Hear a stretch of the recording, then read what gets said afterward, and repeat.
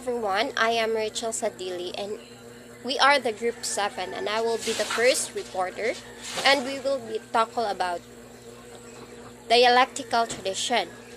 So, before we proceed with our discussion, the purpose of this presentation is to present the principal ideas and issues in the area of ethics offered by the different philosophers and also to have a better idea what is dialectical tradition.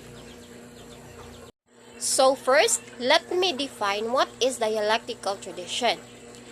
General introduction. The general definition for dialectic is as follows: a method of reasoning that compares and contrasts opposing points of view in order to find a new point of view that will be incorporate whatever is true in the originals. To present the principal ideas and issues in the area of ethics offered by philosophers from classical contemporary times, this chapter focuses on subject matter of philosophy.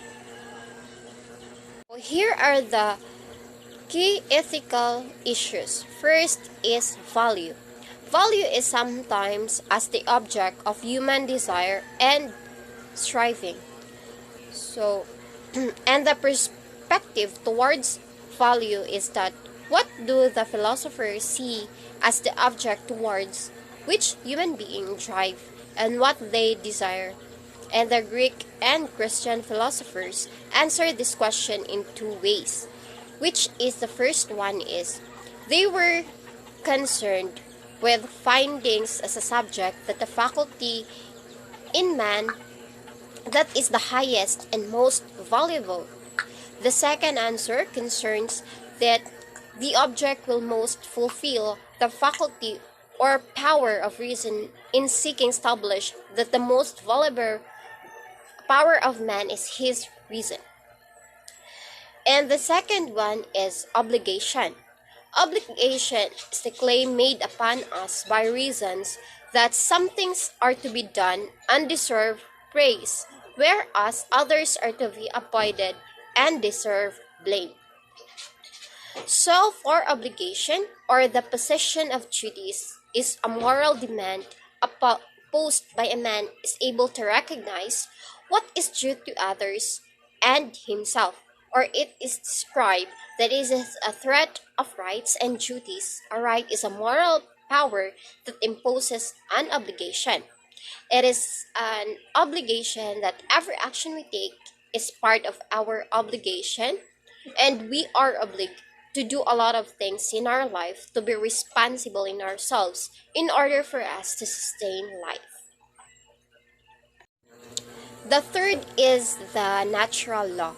Natural law theory that states that man himself is capable of setting up a standard of morality based on his own nature. For natural law, Aristotle and Aquinas have confidence that man discovered some objectives universal and necessary law of morality, in which both considered law as an ordering of some kind whereby the pattern of activities of being reaches its perfection. The natural law is of theory that states that man himself is capable of setting up a standard of morality based on its nature. And lastly is the virtue.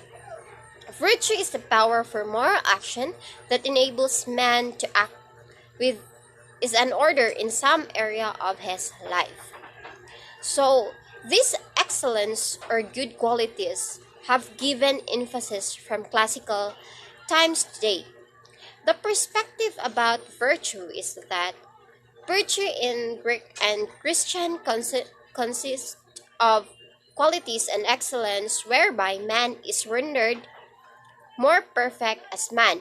So, the qualities of excellence enable men to act with ease and order. Socratic and Plato's dialectic.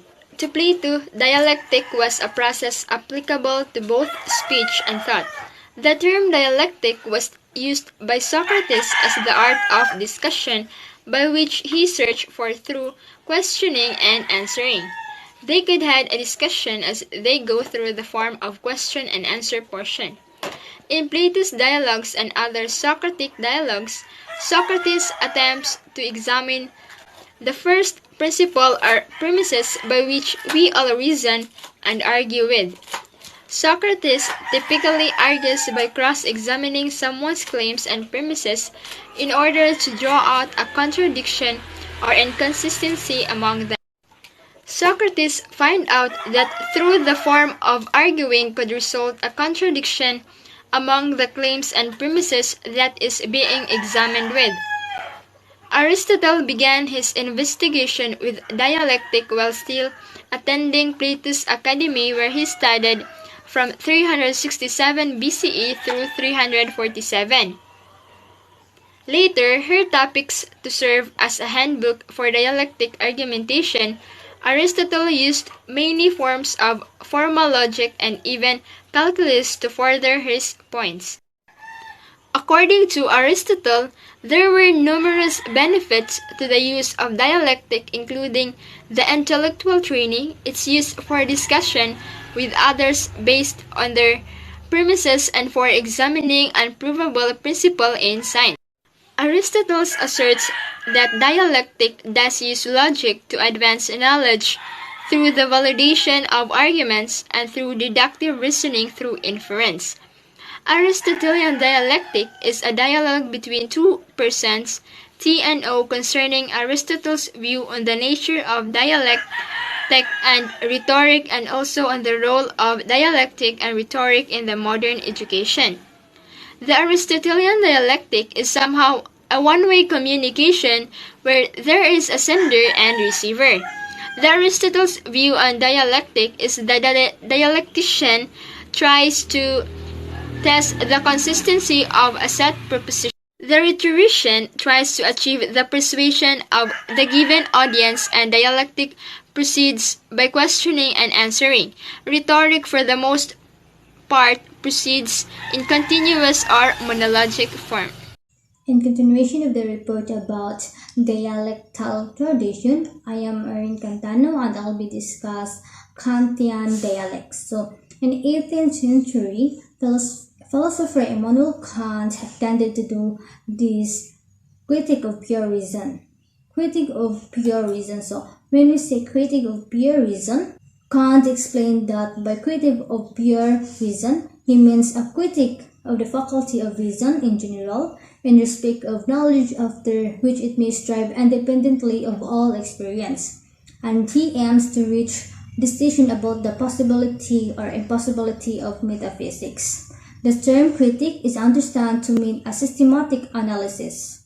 Kant felt there could be no provenance principle where there is no human experience. So Immanuel Kant developed two major principles. So the first one is all dialect used by the ancient was the logic of illusion. Kant felt that he used the term when referring to the critique of dialectal illusion. So when we say logic of illusion, so Kant tries to recognize and criticize this temptation in his examination of pure reason. The logic of illusion examines the idea of illusion and looks at the subjective or subjective and objective sides that form Kant analysis. Kant describes reason in its illegitimate use and refutes claims to knowledge that this faculty tempts us to make. He divides rationalist metaphysics into three categories. So the first one is rational psychology. So when we say rational psychology, it concerning the nature of the soul. The second one is cosmology, so it means that concerning the nature of the universe and how our status within it. Then the last one is the theology. So when we say theology, it is concerning the existence of God. So each of these, he states, proceeds in accordance with its own version of illusory arguments, which leads towards fallacy. The second principle he coined was transcendental dialect, and he used this to expose the illusion of transcendental judgments. The letter called also read as judgments that claim to pass behind the limits of experience. So, in Kantian philosophy or in the transcendental logic, so it means that the study of the fallacious attribution of objective reality to the perception by the minds of external objects. So, and then into transcendental dialectic, which constitutes a major part of the second half of the critique of pure reason. Kant presents a powerful and sustained critique of traditional metaphysics, one that calls into questions important claims concerning about God, freedom, and immorality of the soul, among others.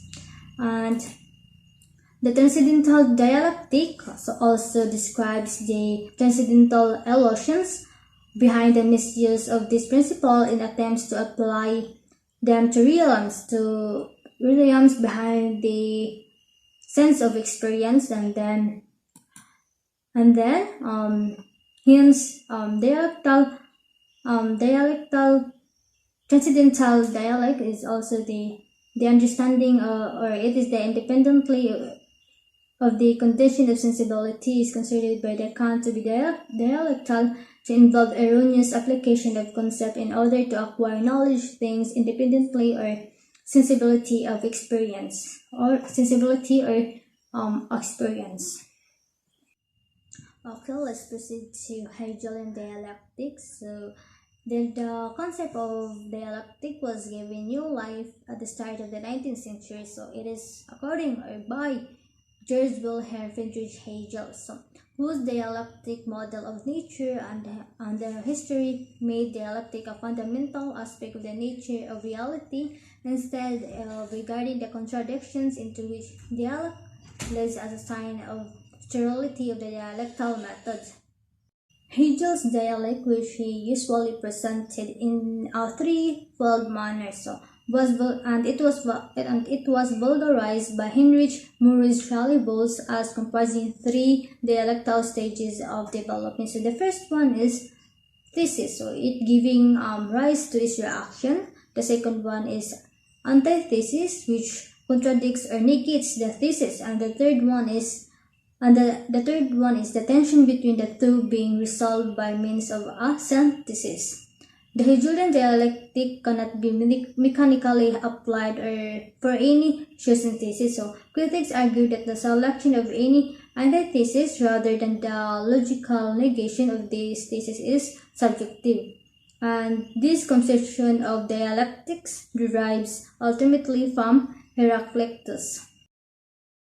On the other hand, Hegel did use a three-valued logical model that is very similar to antithesis model, but Hegel's most usual terms were abstract, negative, concrete. So Hegel used this writing model as a backbone to accompany his points in many of his works. So the formula of the three poles, so the first one is like a clear, the thesis, antithesis, and synthesis. So the formula should be thesis, antithesis, and synthesis. Does not explain why the thesis requires an antithesis.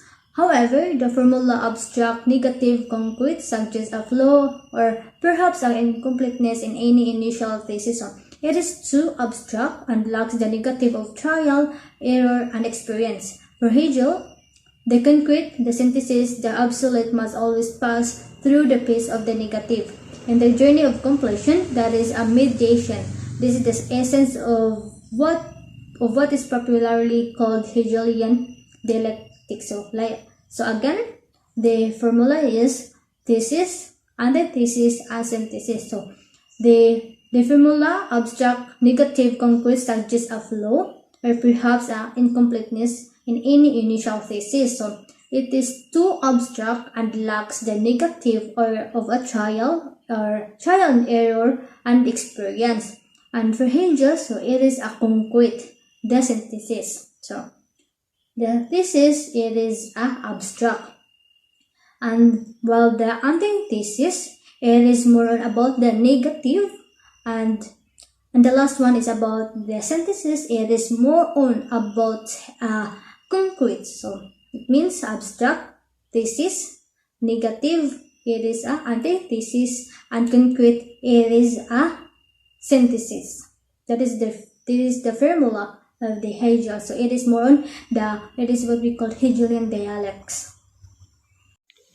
So, in continuation about the Marxist dialectic, let me give you a short description about this one. So, it is a form of Hegelian dialectic which applies to the study of historical materialism. It purports to be a reflection of the real world created by man. And dialectic would thus be a robust method under which one could examine personal, social, and economic behaviors. For example, the trees on the forest in the material world, we see them as our eye attraction. But in the world of ideas, we see them or think them as our um, for building houses, which is contradictory to the material world. So,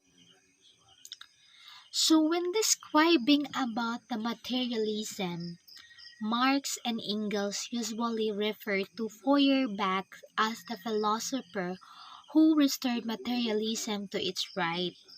This, however, does not mean that materialism of Marx and Engels is identical with Feuerbach materialism.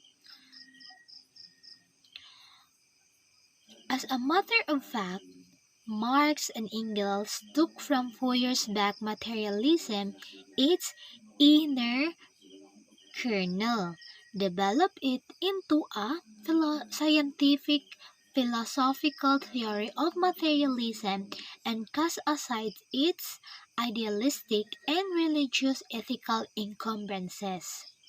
We know that Feuerbach, although he was fundamentally a materialist, he was fundamentally objected to the name materialism. Engels more than once declared that in spite of the materialist foundation, Feuerbach remained bound by traditional idealist theaters, that the real idealism of Feuerbach becomes evident as soon as we come to philosophy of religion and ethics.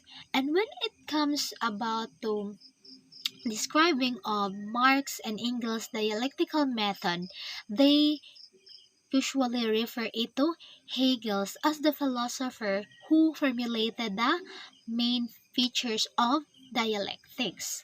This, however, does not mean that the dialectics of Marx and Engels is identical with the dialectics of Hegel. As a matter of fact, Marx and Engels took from Hegelian dialectic only its rational kernel, casting aside its Hegelian idealistic shell, and developed dialectics further so as to lend it a modern scientific form. That's what Marx said, that my dialectic methods, says Marx, is not only different from Hegelian, but it is direct opposite to Hegel. The process of thinking, which under the name of idea, he even transformed into independent subject.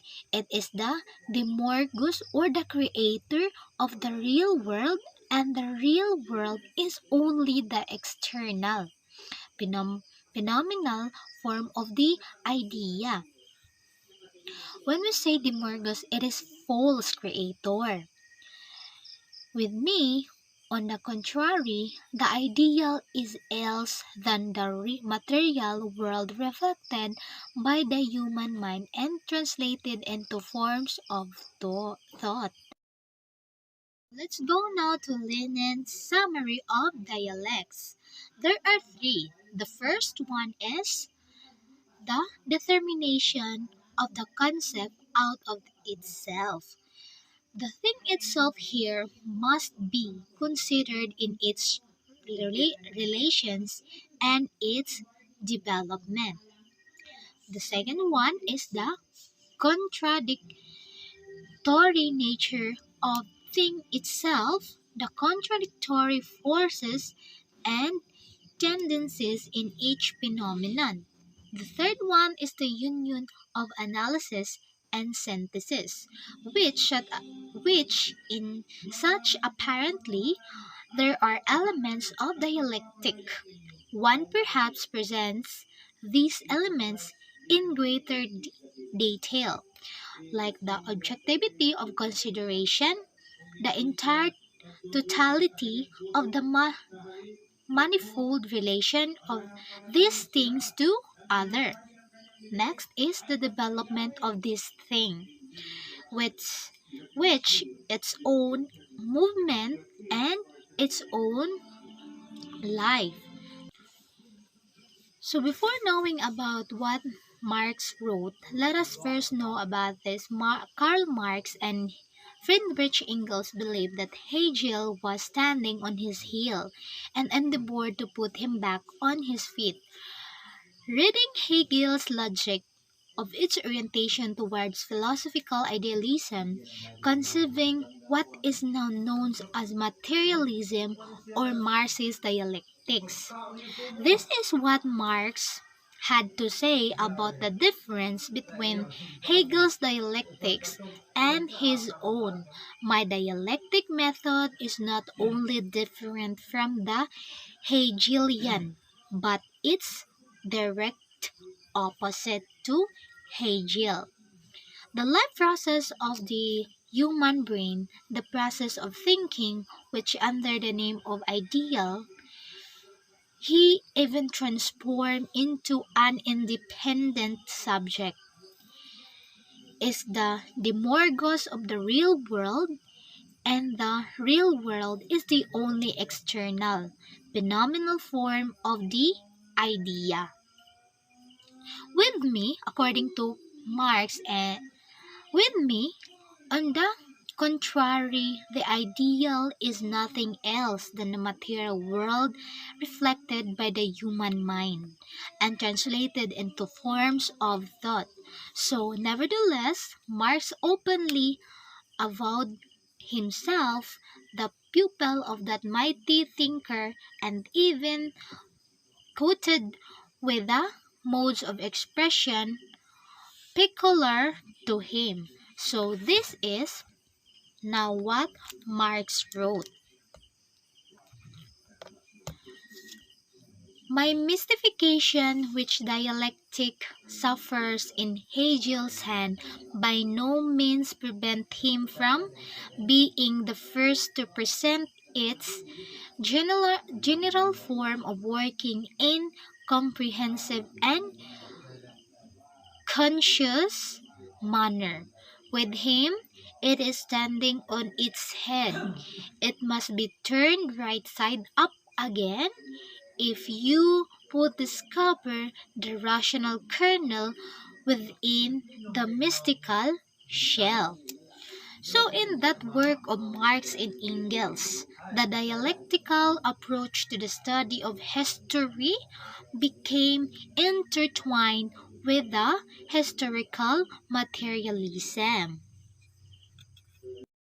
The Marxist dialectic, such as apparently are the elements of dialectic, one could perhaps present these elements in greater detail as follows.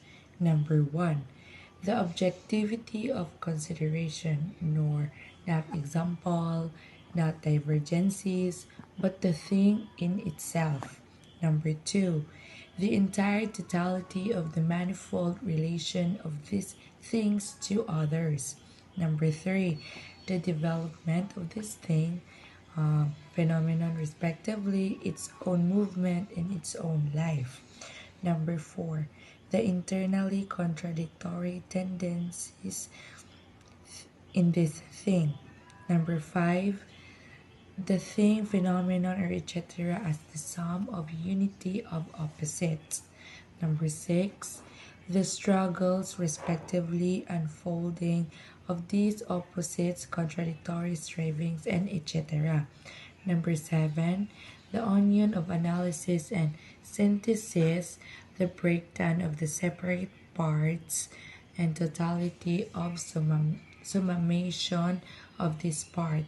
And the number 8 is the relation of each things that are not only manifold but general, universal.